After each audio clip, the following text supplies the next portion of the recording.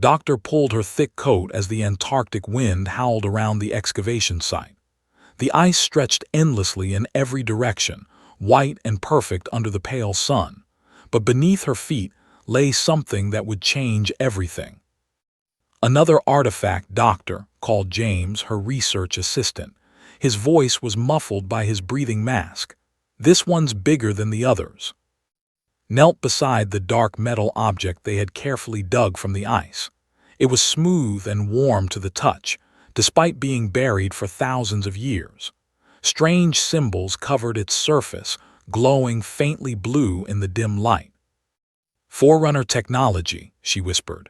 The Forerunners were an ancient alien race that had vanished long ago. They had once ruled the galaxy, but now only their ruins remained on distant worlds. Finding their technology on Earth was impossible, or so everyone thought. Had been studying these artifacts for 3 months. Each one told the same story. Earth was not just another world. It had been important to the Forerunners, very important. She stood up and looked across the dig site. Her team had found 17 artifacts so far. Each one was different, but they all shared one thing. They were all communication devices. Earth had once been a hub, a place where messages from across the galaxy came together. "Dr. James said, pointing at his scanner, "You need to see this." Looked at the small screen. It showed energy readings from deep below the ice. Something much larger was down there, something active. "How deep?" she asked. 200 meters, maybe more. Felt her heart race. A working Forerunner installation on Earth would be the greatest discovery in human history, but it would also be the most dangerous. 200 years ago, humanity had made contact with other intelligent species for the first time. It had not gone well. The first contact wars had almost destroyed human civilization. Billions had died before Earth finally surrendered and signed the Galactic Concordat. The treaty had saved Earth, but at a terrible price. Earth became a protected heritage world. No signals could be sent from the planet's surface. No messages could be transmitted to the human colonies that had been established before the war. Earth was alone. The silence doctrine was absolute. Any transmission from Earth that might reveal its location was considered a crime against the galaxy. The punishment was planetary quarantine. Earth would be cut off from all galactic civilization forever. Understood why the treaty existed. During the wars, Earth had been a target because everyone knew where to find it. The human colonies had fought desperately to protect their home world. Many colonies had been destroyed in the process. Now Earth was safe because it was silent. The galaxy had forgotten about it. Most alien species believed Earth had been destroyed in the wars. Even the human colonies thought their home was gone. But knew something was wrong with this picture. Her grandfather, Admiral, had been one of the people who signed the Concordat. Before he died, he had told her things, secret things. "The silence protects us," he had said, "but it also makes us weak. Someday someone will come for Earth, and when they do, we'll have no one to call for help." Had thought he was just an old man worried about ghosts. But now, standing in the Antarctic ice with Forerunner technology at her feet, she wasn't so sure. That evening, sat in her temporary shelter, studying the day's findings. The artifacts were clearly part of a larger network. The symbols on each one were slightly different, but they formed a pattern. A communication array that could reach across the galaxy in seconds. Her computer chimed. New data from the orbital monitoring stations. Opened the file and felt her blood turn cold. An unknown object had been detected at the edge of the solar system. It was small, maybe the size of a shuttle, but it was moving in a way that no human ship could move. It changed direction without slowing down. It seemed to ignore the laws of physics. Check the classification. The object was listed as unidentified debris. But she knew better. She had studied enough alien technology to recognize a probe when she saw one. Someone was watching Earth. Reached for her communication device, then stopped. Who could she call? The Global Defense Council would want to investigate, but that would mean breaking radio silence. Even talking about unknown objects near Earth could violate the Concordat. She thought about her grandfather's words. What if he had been right? What if the silence that protected Earth also made it helpless? Made a decision that would haunt her for days to come. She classified the probe sighting as natural phenomena and filed it away. No investigation, no alerts, no violation of the silence doctrine. But deep inside, she knew she had just made a terrible mistake. The next morning brought worse news. The probe was gone, but it had left something behind. Microscopic particles that matched no known human or natural source. The orbital stations detected them throughout the solar system. Studied the particle analysis with growing dread. The distribution pattern was too perfect to be natural. Someone had mapped the entire solar system. They knew about Earth. They knew about the moon colonies. They knew about everything. She looked out the shelter window at the endless Antarctic ice. Somewhere beneath her feet was technology that could warn the galaxy about what was coming. Technology that could call for help from the human colonies that still existed among the stars. But using it would be the greatest crime in human history. It would break the silence doctrine and expose Earth to every enemy the galaxy had to offer. Closed her eyes and tried to decide what was worse. Staying silent and hopping the mysterious visitors were peaceful, or breaking the silence and facing the consequences. Outside, the wind continued to howl across the ice, and somewhere in the dark between the stars, something was moving toward Earth with purpose and patience. The choice was coming, could feel it in her bones. Soon, she would have to decide between the law that protected Earth and the conscience that demanded action. The silence had kept Earth safe for 200 years, but was beginning to wonder if safety was the same thing as survival. Couldn't sleep. For 3 days, she had been thinking about the probe and the strange particles it left behind. Every time she closed her eyes, she saw alien ships moving through the darkness toward Earth. She sat at her desk in the research station, looking through her grandfather's old files. Admiral had left her everything when he died 5 years ago. Most of it was military records and personal photos, but hidden deep in the encrypted files were documents that made hands shake. The Galactic Concordat was not what people believed it to be. According to the public records, the treaty had been signed to protect Earth from future alien attacks. The silence doctrine would keep Earth hidden and safe. The human colonies would continue to grow and prosper in distant star systems, but they would never contact Earth again. But her grandfather's secret files told a different story. The human colonies had not been told that Earth survived the wars. As far as they knew, their home world was destroyed. The treaty had been designed to make them think Earth was gone forever. Read through classified meeting notes from the treaty negotiations. The alien representatives had been clear. Earth was too dangerous to be left in contact with its colonies.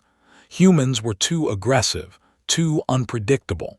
The galaxy would only accept peace if Earth was completely isolated.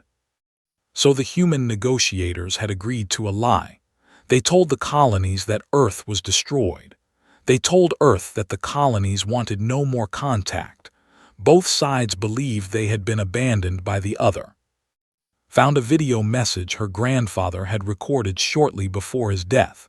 His face looked tired and old as he spoke to the camera. If you're watching this, then something has gone wrong. The Concordat was supposed to protect Earth for maybe 50 years, long enough for people to forget about the wars. But it's been 200 years and we're still hiding. He paused and looked directly into the camera. The colonies think we're dead. They've been building their own civilization without us, and we've been sitting here defenseless, hoping no one finds us. The old admiral leaned forward. But someone will find us. Someday, something will come for Earth. When that happens, we'll need help, and the only help we can get is from people who think we're already dead. stopped the recording and stared at the screen. Her grandfather had known this day would come. That's why he had saved all these files. That's why he had told her about the Forerunner technology in Antarctica. She opened another file. This one contained star charts showing the locations of human colonies. There were dozens of them, spread across hundreds of light years. Some were small mining outposts. Others were full-sized worlds with billions of people. According to the charts, the colonies had not just survived without Earth.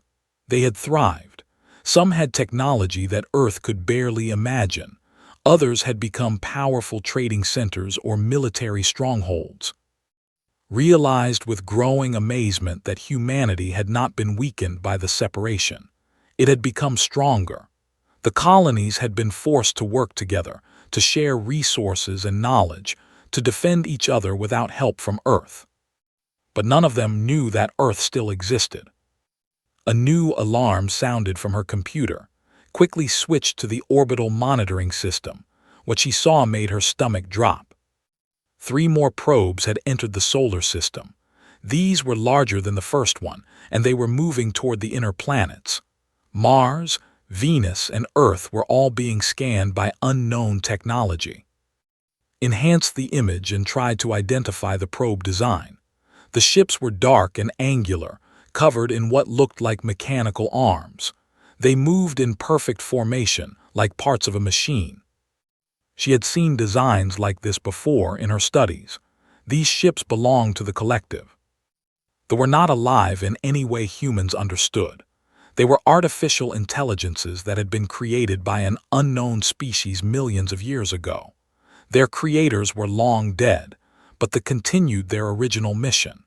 They consumed entire worlds, stripping them of all useful materials and energy.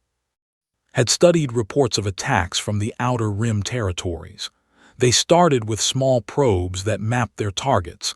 Then came larger ships that tested defenses. Finally, the main fleet arrived to harvest everything. The probes now scanning Earth's solar system were scouts. They were preparing for an invasion. Grabbed her communication device, then stopped. She couldn't report this. Any transmission about alien ships near Earth would violate the Concordat. Even if the Global Defense Council believed her, they couldn't do anything about it without breaking the treaty. Instead, did something that felt like betrayal. She sent a routine research report to her supervisors. She mentioned finding interesting geological formations in Antarctica. She requested permission to excavate deeper into the ice.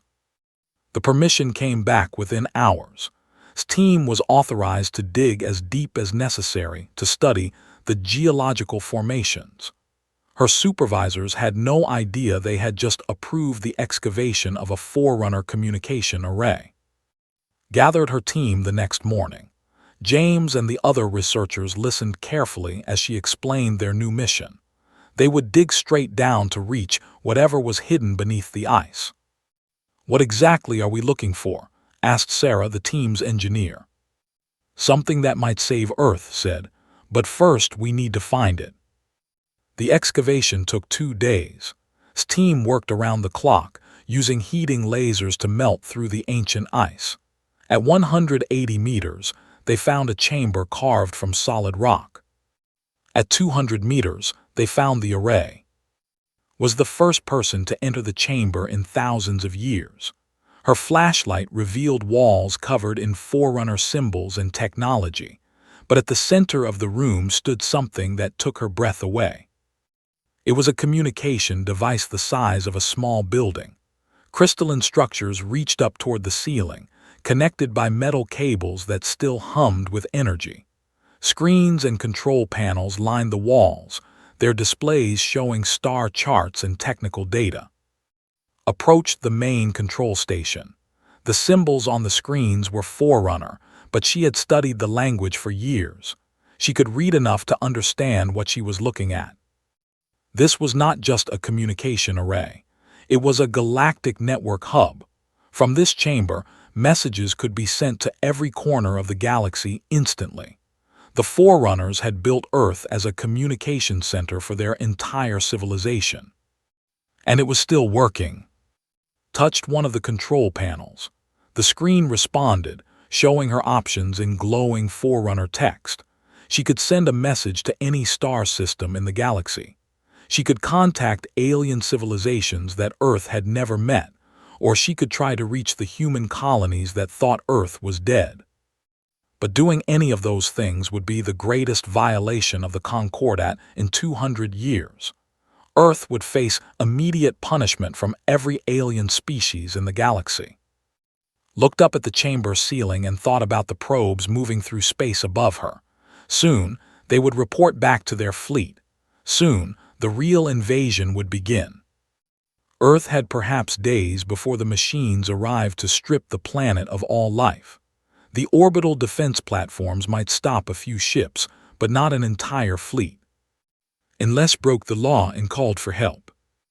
Had not left the Forerunner chamber in 18 hours.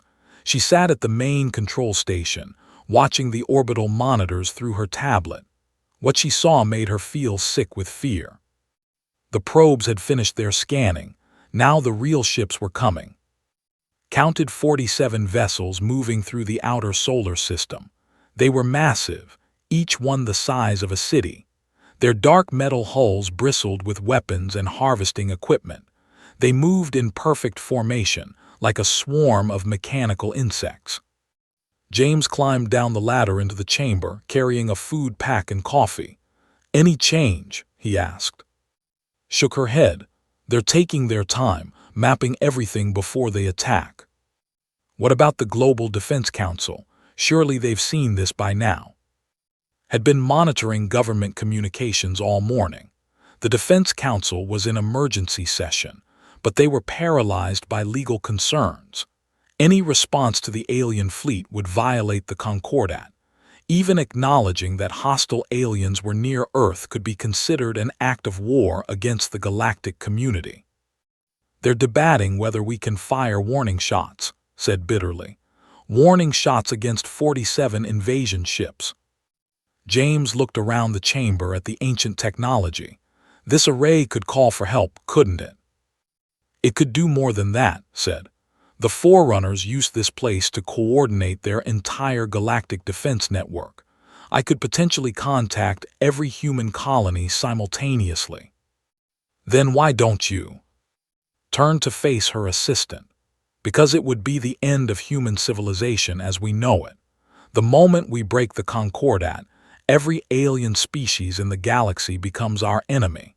Even if the human colonies wanted to help us, they wouldn't be able to reach Earth before the treaty enforcement fleets arrived."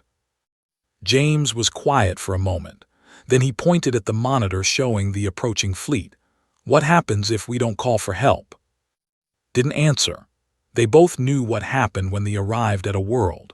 The machines would strip Earth of every useful resource. Every drop of water, every mineral deposit, every living thing would be consumed and processed. Nothing would be left except an empty ball of rock. A new alarm sounded from his tablet.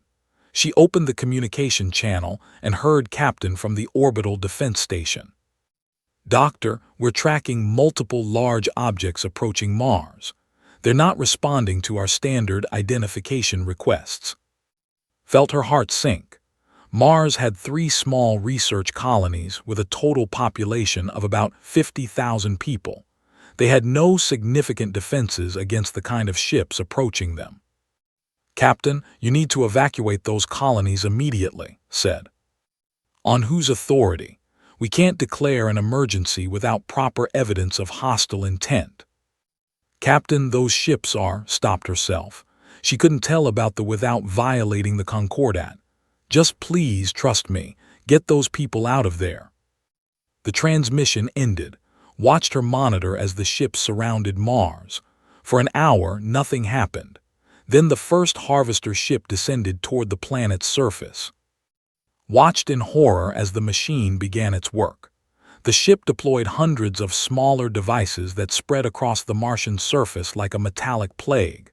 Within minutes, they began dismantling the research stations. But they weren't just destroying buildings. Realized with growing terror that the machines were harvesting the atmosphere itself. The thin Martian air was being sucked into massive processing units and converted into something else. Her tablet chimed with incoming emergency transmissions from Mars, voices screaming for help as their life support systems failed, requests for immediate evacuation that no one could answer without breaking the treaty. Then the transmission stopped. Mars went silent, stared at the monitor as the ships finished their work. In less than 6 hours, they had stripped Mars of its atmosphere, its surface minerals, and every sign of human presence. The red planet was now gray and lifeless. 50,000 people, James whispered. Closed her eyes. 50,000 people had died because Earth couldn't call for help without breaking a treaty. 50,000 people who might still be alive if she had activated the communication array yesterday. She opened her eyes and looked at the Forerunner control station. The symbols on the screen seemed to pulse with their own light, as if the ancient machines knew what was happening. Stood up and walked to the main control panel. Her hands shook as she began entering commands in the Forerunner language. "What are you doing?" James asked. "Something I should have done yesterday," replied. "I'm powering up the communication array." The chamber filled with a low humming sound as energy flowed through systems that had been dormant for. Crystalline structures began to glow. Screens came alive with data streams and star charts. Worked quickly, guided by her knowledge of Forerunner technology and her grandfather's secret files. She programmed the array to broadcast on every frequency that human colonies might be monitoring. She set the message to repeat continuously until someone responded. "Wait," James said. "Once you send this message, there's no going back. Earth will be branded as a treaty violator." Paused with her hand over the final activation control. She thought about the Martian colonists who had died in silence. She thought about Earth's 8 billion people who would die the same way if she didn't act. She thought about her grandfather's words. "Someday, something will come for Earth. When that happens, we'll need help." Press the control. The chamber exploded with light and sound as the Forerunner array came to full power. Felt the energy surge through the crystalline structures around her. The message she had composed began broadcasting across the galaxy on channels that had been silent for millions of years. "This is Terra Prime," spoke into the communication system. "This is Earth. We are under attack by hostile forces. Our colonies are children among the stars. If you can hear this message, please remember where you came from." She paused, thinking of all the things she wanted to say, all the explanations and apologies that would never be enough. "We have been silent for 200 years, she continued. "We were told it would keep us safe, but now the silence will kill us all. To our sons and daughters in the colonies, we never forgot you. We never stopped hoping that someday we would speak again." Looked at the monitor showing the fleet. The ships had finished with Mars and were now moving toward Earth. They would arrive in less than 18 hours. "We broke the treaty that kept us silent," she said into the transmitter. "We called out for Earth because the enemy left us no choice. If anyone is listening, if anyone remembers Earth, please help us. Please come home." Ended the transmission and sat back in the ancient chair. The array continued to broadcast her message automatically, sending it to every corner of the galaxy. James put his hand on her shoulder. "Do you think anyone will hear it?" Looked up at the glowing screens around her. Somewhere among the stars, human colonies were going about their daily lives. Scientists and miners and soldiers who had never seen Earth but carried its memory in their hearts. "I don't know," she said, "but at least we tried. At least we didn't die in silence." Above them, the fleet continued its approach. Earth had perhaps one day left before the machines arrived. One day to discover if breaking the greatest law in human history had been an act of salvation or suicide. Had been awake for 36 hours when the first response came. She was sitting at the Forerunner control station, monitoring the fleet's approach, when every screen in the chamber began flashing with incoming messages. "James," she called, "get down here, something's happening." Her assistant scrambled down the ladder, carrying his tablet and a cup of coffee that he nearly dropped when he saw the displays. Hundreds of communication channels were lighting up simultaneously. The ancient array was receiving responses from across the galaxy. Quickly sorted through the incoming transmissions. Some were in languages she didn't recognize, alien species demanding explanations for the treaty violation. Others were automated responses from distant monitoring stations. But many were in human languages, coming from star systems had only read about in her grandfather's files. "This is New Geneva Station," said a voice with a slight French accent. "We received your transmission, confirming Terra Prime coordinates for fleet response."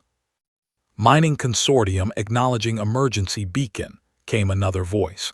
"Battle Group 7 is en route to Sol system." "Tokyo responding to Terra Prime distress call. Admiral sends regards to the home world." Stared at the screens in amazement. Not only had her message reached the human colonies, but they were actually responding. Ships were coming to help Earth. But that wasn't the biggest surprise.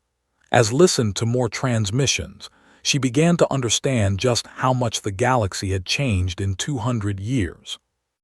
"This is Admiral Sarah of the Colonial Defense Force," said a clear, authoritative voice. "Terra Prime, please respond on secure channel 77 Alpha." Quickly switched to the designated channel. The face that appeared on her screen was that of a middle-aged woman with graying hair and sharp eyes. She wore a military uniform that didn't recognize, but the insignia clearly showed high rank. "Doctor, I presume," Admiral said, "your grandfather spoke of you often." Blinked in surprise. "You knew Admiral?" "Was my commanding officer during the treaty negotiations. He was also my mentor and friend." The expression grew serious. "He told me that someday Earth would break the silence. He made me promise that when that day came, humanity would be ready." "Ready for what?" Admiral smiled grimly. "To come home." Looked at the tactical display on her screen. The fleet was now only 8 hours from Earth. "Admiral, I appreciate your response, but you need to understand what we're facing. There are 47 ships approaching Earth. They've already stripped Mars completely clean. Unless you have a battle fleet hidden somewhere nearby, I don't see how." "Doctor," interrupted gently, "how many human colonies do you think exist?" Consulted her grandfather's files. "According to our records, maybe 30 or 40 colonies with significant populations." Smile widened. "Kept very old records. There are currently 317 human colonies spread across 94 star systems. Our total population is approximately 40 billion people." Felt her jaw drop. 40 billion. That's not including the industrial platforms, mining operations, and research stations. Humanity has been very busy while Earth slept. Stared at the numbers appearing on her screen. Ship registrations from dozens of colonies. Fleet movements from across the galaxy. Military units with names and capabilities far beyond anything Earth possessed. "But how is that possible?" asked. "The treaty forbade any large-scale human expansion." "The treaty forbade Earth from contacting the colonies," corrected. "It said nothing about the colonies contacting each other. When we thought Earth was destroyed, we had a choice. We could scatter and fade away, or we could unite and become strong enough that no one would ever again destroy our home." Watched as more ships appeared on the tactical display. Dozens at first, then hundreds. They were coming from every direction, converging on the Sol system at speeds that should have been impossible. "Admiral, they will arrive in 8 hours. Even if you have ships coming, they won't reach Earth in time." His expression didn't change. "Doctor, look at your long-range scanners." Switched her display to show the outer edge of the solar system. What she saw made her gasp. Ships were already there. Hundreds of them, arranged in defensive formations around the outer planets. They hadn't traveled to Earth, they had been waiting there all along. "How long have you been here?" whispered. "Asked us to maintain a watch on the Sol system 50 years ago," explained. "We've had ships stationed here ever since, cloaked and ready. We knew that someday Earth would need us." Studied the ship configurations on her screen. These weren't the primitive vessels Earth remembered from 200 years ago. They were sleek and powerful, bristling with weapons technology that made Earth's orbital defenses look like toys. "The don't know you're here," realized. "They are excellent at dealing with isolated worlds," said. "They're much less effective against coordinated resistance." As watched, more ships continued to arrive, not just from the outer system, but from hyperspace jumps throughout the solar system. The space around Earth began to fill with human vessels from across the galaxy. "Admiral, the Concordat species won't allow this," warned. "When they find out that humanity has violated the treaty, they'll send enforcement fleets." His expression hardened. "Let them come. We're not the same species that signed that treaty 200 years ago. We've had time to grow, time to prepare, time to remember what happened when someone tried to destroy our home." His tablet chimed with an urgent message from the Global Defense Council. She read it quickly and felt her blood chill. "Admiral, Earth's government is ordering you to leave the system immediately. They're afraid your presence here will make things worse." Laughed, but there was no humor in it. "Doctor, with all due respect to Earth's government, they've been hiding behind the Concordat for 2 centuries. They've forgotten what it means to fight for something worth protecting." Looked at the tactical display again. The human fleet was enormous, but so was the approaching force. "What if we lose? What if this battle destroys Earth anyway?" "Then at least Earth dies fighting," replied. "Used to say that there are worse things than death. Living as slaves to fear was one of them." Thought about her grandfather's secret messages and his warnings about Earth's weakness. She thought about the 50,000 people who had died on Mars because no one could help them without breaking a law. "What do you need from us?" she asked. "Keep that communication array active," said. "We'll need it to coordinate the defense." "And Doctor." "Yes. Thank you for making the call. I know it wasn't easy." Looked around the Forerunner chamber at the ancient technology that had made this conversation possible. "Admiral, there's something you should know about this array. It's not just a communication system. It's a network hub for galactic defense coordination. The Forerunners built Earth to be the command center for protecting the entire galaxy." Was quiet for a moment. "Are you saying what I think you're saying?" "I'm saying that maybe Earth wasn't meant to hide," replied. "Maybe it was meant to lead." On the tactical display, the fleet continued its approach. But now it was moving toward a trap 200 years in the making. The children of Earth were coming home, and they were bringing everything they had learned in the long darkness between the stars. Activated the communication array to full power. For the first time Earth would serve its original purpose. It would be the center of a galactic defense network. The silence was over. Now came the storm.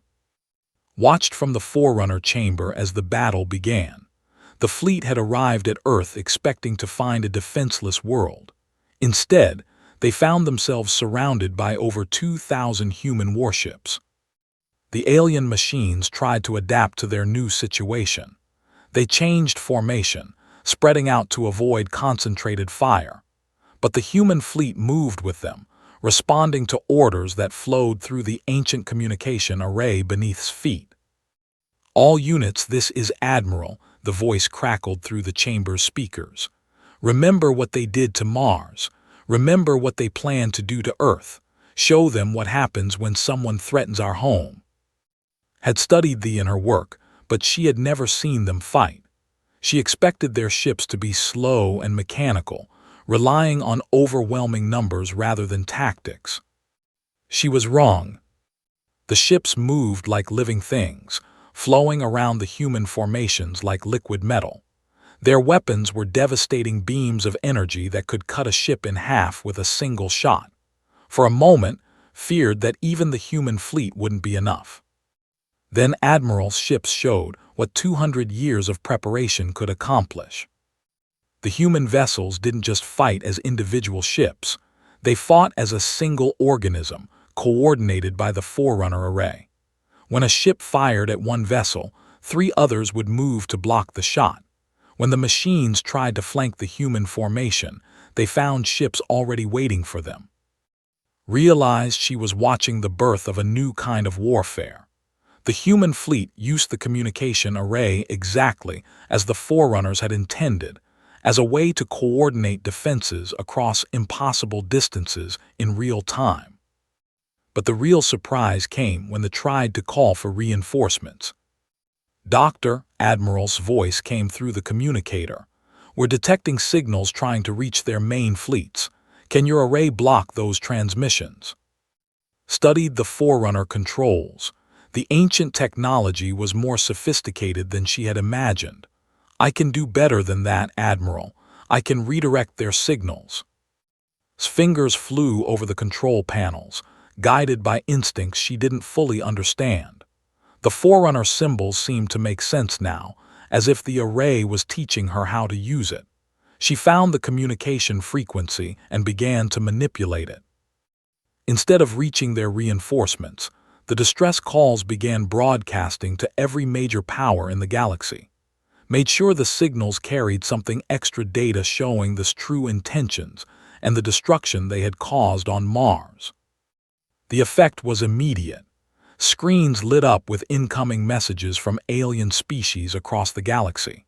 For the first time, everyone could see what the collective really was, not an exploratory mission, but a consuming plague that would eventually threaten every civilized world. "This is the Republic," came a transmission in accented but clear English. "We offer assistance against the machine threat." "The Alliance stands with Earth," said another voice. "Our fleets are en route." Stared at the communication display in amazement. By calling for help, Earth hadn't just reached the human colonies. It had accidentally created the first truly galactic alliance against the. But the battle was far from over. They, realizing they were cut off from reinforcements, began to fight with desperate fury. They launched smaller ships, robotic fighters that swarmed toward Earth like mechanical insects. Watched the orbital defense platforms around Earth come alive. She had always thought they were outdated and weak, but now she saw their true purpose. They weren't designed to fight a full fleet. They were designed to protect Earth's surface from exactly this kind of attack. The platforms worked in perfect coordination with Admiral's fleet, creating a defensive network that they couldn't penetrate. Every robotic fighter that got past the main fleet was destroyed before it could reach Earth's atmosphere.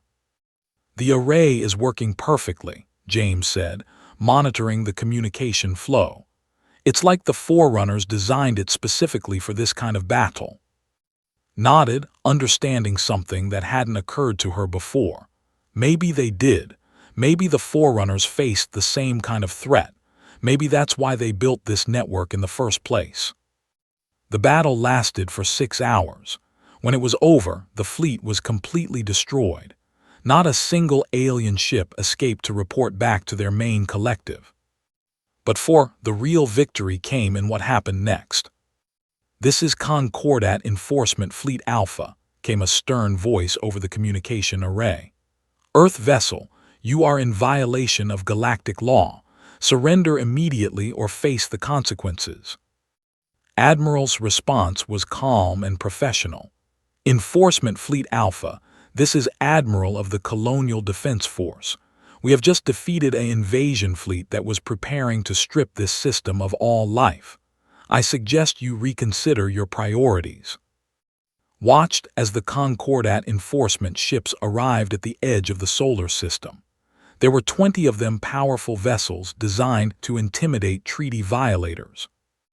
They found themselves facing a human fleet of over 2,000 ships, supported by incoming vessels from a dozen different alien species, who had decided that the threat was more important than outdated treaties. The standoff lasted for several hours, monitored the diplomatic channels as human representatives negotiated with Concordat officials. The conversation was tense but respectful.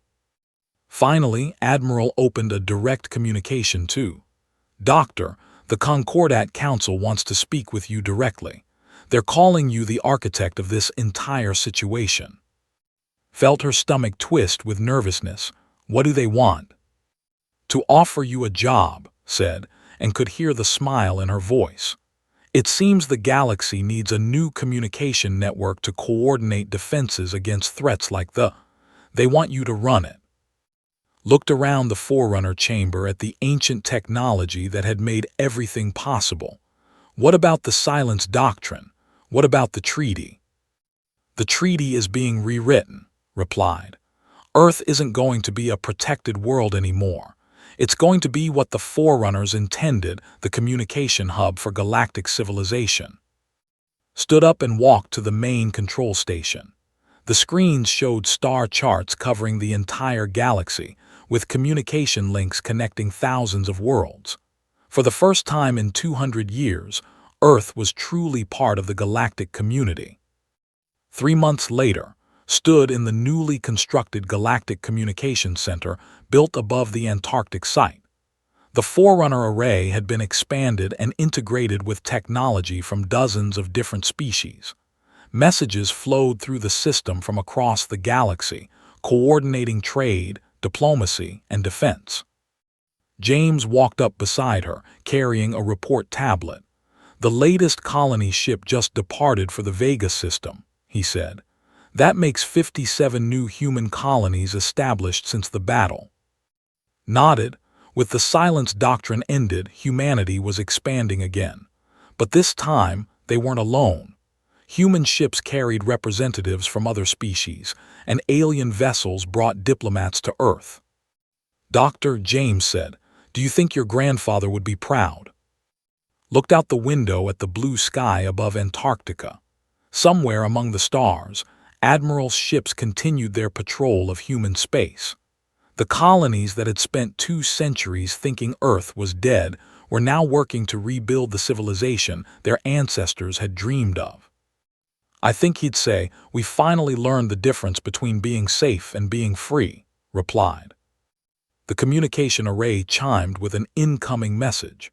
Smiled as she recognized Admiral's voice. Terra Prime, this is Deep Space Patrol 7. We've made contact with a previously unknown human colony in the Rigel system. They're requesting immediate communication link to Earth. Activated the array and felt the familiar surge of power as the ancient technology connected another lost piece of humanity to their home world. Admiral, this is Terra Prime. Link established. Welcome home. Outside, the Antarctic wind continued to blow across the ice. But beneath the surface, in the chamber where humanity had found its voice again, the silence was gone forever. Earth had stopped hiding from the galaxy and started leading it. The crime of calling out for Earth had become the foundation of a new age. And in the depths of space, wherever humans traveled, they carried with them the knowledge that home was no longer a secret to be protected, but a beacon to guide them through the darkness between the stars.